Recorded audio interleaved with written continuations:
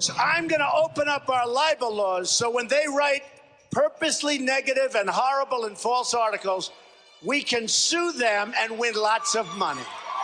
We're going to open up those libel laws so that when the New York Times writes a hit piece, which is a total disgrace, or when the Washington Post, which is there for other reasons, writes a hit piece, we can sue them and win money instead of having no chance of winning because they're totally protected. You see, with me, they're not protected because I'm not like other people, but I'm not taking money. I'm not taking their money. So we're going to open up those libel laws, folks, and we're going to have people sue you like you never got sued before. Security is going to rule, and certain things will be done that we never thought would happen in this country. Yes, I said yes, I would bring back waterboarding, and I'd make it a hell of a lot worse than waterboarding. Yeah, what did you have in mind? I had in mind going worse than waterboarding. It works. Believe me, it works. And you know what? If it doesn't work, they deserve it anyway for what they're doing. I love the old days. You know what they used to do to guys like that when they were in a place like this? They'd be carried out on a stretcher, folks. Somebody will say, oh, freedom of speech, freedom of speech. These are foolish people. We'll get more and more angry as we go along. Is that okay? And then, by the way, by that time, the security will be so tough and so nasty. And you know what's going to happen when that happens? You're not going to have any more problems. Yeah. Well, we see that happening in Ramadi. The other thing is with the terrorists, you have to take out their families. When you get these terrorists, you have to take out their families.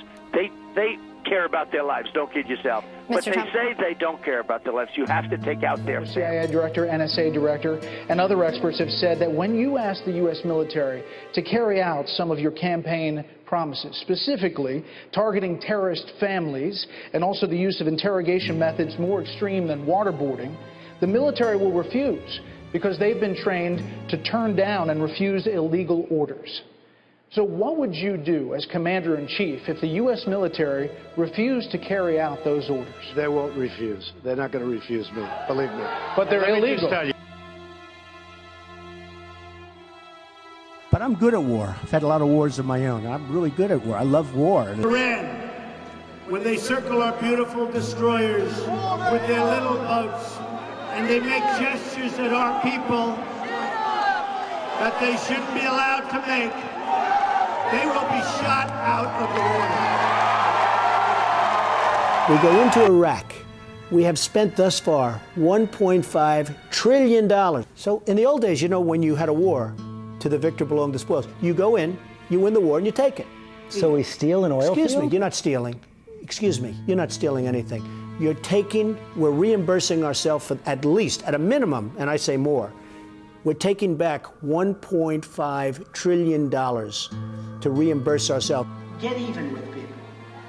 If they screw you, screw them back 10 times as hard. I really believe that.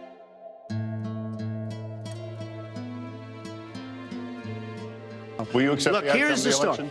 I want to make America great again.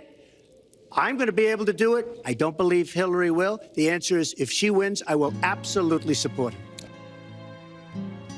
That I will totally accept the results of this great and historic presidential election if I win.